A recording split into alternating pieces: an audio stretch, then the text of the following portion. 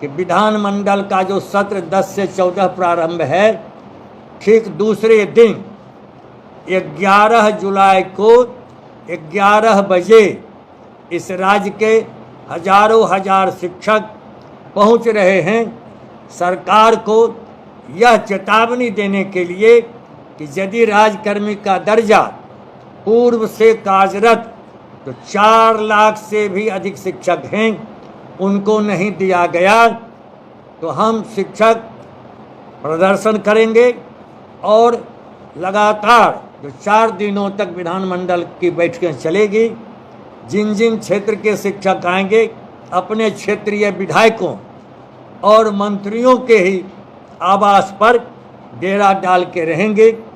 उन पर नैतिक दबाव हम देंगे कि आप सदन के अंदर हमारी न्यायोचित मांग, जो हमारे साथ अन्याय हुआ है, जो बेइंसाफ़ी हुई है, आप इस मांग के समर्थन में आवाज़ बुलंद कीजिए और सरकार पर नैतिक दबाव दीजिए कि हमारी मांग सरकार मान ले और सदन के पटल पर ही घोषणा कर दे। इस बीच उकसावेपुर और भी कई कार्रवाइयाँ हो रही हैं। यूँ हमने समर्थन के लिए अभी जो महागठबंधन का महाजुटान हुआ था, इसमें भी तमाम दलों के नेताओं को, चाहे वो माननीय राजीव गांधी हों, माननीय मल्लिकार्जुन हों, जो भी हों, तमाम केजरीवाल हों, सबों के हाथ में हमने, चाहे लेफ्ट वाले हों या जो हों, अपना यह मांग पत्र उनको समर्पित किया और उनसे आग्रह किया कि बिहार सरकार के माननीय मुख्यमंत्री पर आप नैतिक दबाव डालें कि हमारी मांग माने, अन्यथा शिक्षकों का यह सैलाब रुकने वाला नहीं है। और इस बीच कई ऐसे उपद्रव शुरू हो गए हैं कि अब हमारे जो इंटर स्तरीय विद्यालय हैं, प्राथमिक से लेके +2 तक के विद्यालय का निरीक्षण हर विभाग का कर्मचारी करेगा, चाहे वो लिपिक हो या मनरेगा का कर्मचारी हो। एक ऐसा आदेश फतवा जारी कर दिया गया है, यह शिक्षकों का अपमान है। हम अपने विद्यालय महाविद्यालय के निरीक्षण का कोई विरोध करने वाले नहीं हैं। हम क्या पढ़ाते हैं आप आइए, लेकिन उसके लिए आप उस विषय के विशेषज्ञ हों। हम क्या बेहतर पढ़ाते हैं, क्या हम ठीक नहीं पढ़ाते हैं, यह सुधारात्मक निरीक्षण होना चाहिए, यह पर्यवेक्षण वाला निरीक्षण होना चाहिए, जो सुपरविजन होना चाहिए और इसका मूल्यांकन होना चाहिए। दंडात्मक कार्रवाई का यह यदि मंशा है सरकार को, तो हम इसका विरोध करते हैं। लेकिन हम इसको इस समय, जब वस्तु स्थिति यह है कि राज्य में जितने उत्क्रमित विद्यालय हुए हैं, मध्य से माध्यमिक, माध्यमिक से +2, 90%, कहीं कहीं के 100% विद्यालयों में न छात्र हैं और न शिक्षक हैं। इसलिए शिक्षा विभाग के उन अधिकारियों से हमारी मांग है, शिक्षा मंत्री से मांग है कि पहले जितने भी विषय की रिक्तियां हैं उनको तो आप भरिए, तब न निरीक्षण आप करने के नैतिक रूप से अधिकारी हैं। अभी तो शिक्षक विहीन विद्यालय हैं, भवन विहीन विद्यालय हैं, छात्र विहीन विद्यालय हैं। इसकी सूचना आपको चाहिए। छात्र विहीन, शिक्षक विहीन विद्यालय के लिए जवाबदेह बिहार सरकार है, शिक्षक जवाबदेह नहीं हैं। इसलिए मेरा आरोप है कि इस तरह से शिक्षा विभाग दहशत और आतंक का माहौल नहीं बनावे, ये उकसावेपूर्ण कार्रवाई है। हम निरीक्षण का तब स्वागत करेंगे जब आप रिक्तियां भर दीजिए, विषय विशेषज्ञ भर दीजिए और विषय विशेषज्ञों का एक पैनल बनाइए शिक्षक संगठन के साथ बैठ करके, यह होगा बेहतर निरीक्षण। अन्यथा हम इसका विरोध करते रहेंगे। और तीसरी बात और अंतिम बात जो कहना चाहता हूं कि यह जो नियमावली है, यह बेरोजगारी बढ़ाने वाली है। आम जनता को यह सरकार गुमराह कर रही है और मुझे आशंका है कि विधानमंडल के सत्र में जो माननीय मुख्यमंत्री का, माननीय शिक्षा मंत्री का जवाब होगा, वह यह कहेंगे कि हमने अब बिहार लोक सेवा आयोग से इम्तहान के द्वारा बेहतर शिक्षक की बहाली की घोषणा की है, नियम बनाया है। लेकिन अभी जो देखेंगे, जो हमारा अनिवार्य शिक्षा अधिकार अधिनियम 1993 है, उसमें शिक्षक छात्र का अनुपात है, रेशियो बना हुआ है। उसमें है 30 छात्र पर 1 शिक्षक।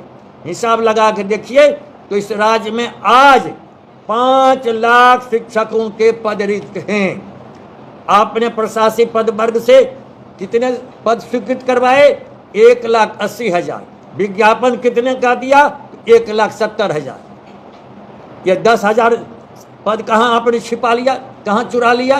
ये क्या मंशा है? कहीं कोई खुलासा आपने नहीं किया है। आपको क्या लगता है कि जो 10,000 पद आप कह रहे हैं कि 1,80,000 पद स्वीकृत किए गए हैं, विज्ञापन निकला है 1,70,000 का, तो ये जो 10,000 पद है क्या ये चोरी छिपे इनमें बहाली हो जाएगी या पैसे लेकर बहाली होगी? आप साफ साफ बताइए। अभी पैसा का कोई इल्जाम नहीं है जी, और चोरी छिपे का कोई इल्जाम नहीं है, लेकिन आपने ही स्वीकृत करवाया 1,80,000। 10,000 रिक्ति आपने क्यों नहीं विज्ञापित की? इसका कारण सरकार ने अभी तक स्पष्ट नहीं किया है। मेरा कहना है कि जितना पद आपने स्वीकृत किया उसको विज्ञापित कीजिए। उतने लोग बेरोजगार क्यों होते? इसीलिए हम कह रहे हैं। और आप कहते हैं कि पूर्व से कार्यरत, पूर्व से नियुक्त को भी इम्तहान देना होगा, तभी राजकर्मी का दर्जा उसको हम देंगे। तो पूर्व से कार्यरत भी इम्तिहान में बैठ जाएंगे, और जो बेरोजगार लाठियाँ खा रहे हैं, जो अभ्यर्थी हैं 4-4 वर्षों से, वे भी हमारे साथ, जो हमारे बाल बच्चे हैं जिनको हमने पढ़ाया इस प्रतियोगिता परीक्षा में, वे भी बैठेंगे। और हम ही जो पुराने शिक्षक हैं यही कम्पीट कर गए तो बेचारे बेरोजगार के बेरोजगार रहेंगे, हम फिर फेल करेंगे। तो हमने आज ये बयान में लिखा है कि हमें आशंका है कि पुराने शिक्षकों पर भी ये बाद में छटनी की तलवार चलाएंगे और कह देंगे कि यह कैडर भी डाइंग कैडर हो गया, मरणशील कैडर हो गया। इसलिए हमारा इल्जाम स्पष्ट है। हम आम जनता को भी यह बताना चाहते हैं कि यह सरकार रोजगार देना नहीं चाहती है। यह चाहे लोकसभा का चुनाव आ रहा है या विधानसभा का चुनाव आ रहा है, ये चुनाव के मौके तक 25 तक इसी प्रकार से रिक्तियां ले जाएगी। और इधर माननीय उच्च न्यायालय में भी 1 दर्जन मुकदमे इस अध्यापक नियमावली के विरुद्ध दर्ज हो चुके हैं और कई की तारीख भी तय हो गई है।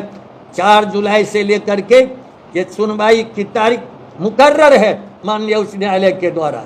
तो माननीय उच्च न्यायालय निश्चित रूप से यह देखेगा कि जो कहा गया है आर्टिकल 14 अनुच्छेद 14 में कि action creating class with in class violets article 14, यानी एक वर्ग में एक ही तरह के दूसरे वर्ग के शिक्षक को आप ला दीजिएगा, एक ही पाठ्यक्रम पढ़ाने वाले एक ही विद्यालय में 3 तरह का शिक्षक ला दीजिएगा, 3 वर्ग का ला दीजिएगा। यह आर्टिकल 14 का उल्लंघन है, भेदभाव करने वाली यह नियमावली है। यह चुनौती हाईकोर्ट में भी दे दी गई है। और इतना ही नहीं, आपने कह दिया कि बिहार के बाहर के लोग नहीं आएंगे। अब देखिए, रात एक बेटी का मैं इंटरव्यू सुन रहा था कि वह रहने वाली अस्थाई है उत्तर प्रदेश, उसकी शादी हो गई पटना में। अब आप कहते हैं कि शादी हो गई लेकिन अस्थाई निवास का तुमको प्रमाण पत्र लाना होगा। अब जब वो बस गई ससुराल में तो वह तो बिहार लोक सेवा आयोग में कुपात्र हो गई, वह बेरोजगार हो जाएगी। यह बहुत सारी विसंगतियां हैं इस नियमावली में। इसलिए उस जो 5वां है खंडिका 5 जो है अध्यापक नियमावली 5, यह जो अनुच्छेद 15-16 है उसको भी वायलेट करने वाली यह नियमावली है, उसका भी उल्लंघन करने वाली है। और अंतिम बात कि हम लोग इसको छोड़ने बर्दाश्त करने वाले नहीं हैं। ये अपमान बिहार सरकार कर रही है। हमारा संघर्ष अनवरत, जब तक राजकर्मी का दर्जा सरकार नहीं बिना शर्त बिना परीक्षा नहीं देगी, हमारा यह संघर्ष जारी रहेगा। चलिए, आपको जिज्ञासा हो तो पूछिए। शिक्षा विभाग की खबरों में बस इतना ही। ऐसे ही वीडियो पाने के लिए संजीव समीर लाइव को सब्सक्राइब कर लें और कमेंट के माध्यम से फीडबैक जरूर दें। साथ ही साथ वीडियो को लाइक और शेयर करना न भूलें। धन्यवाद। जय हिंद, जय भारत।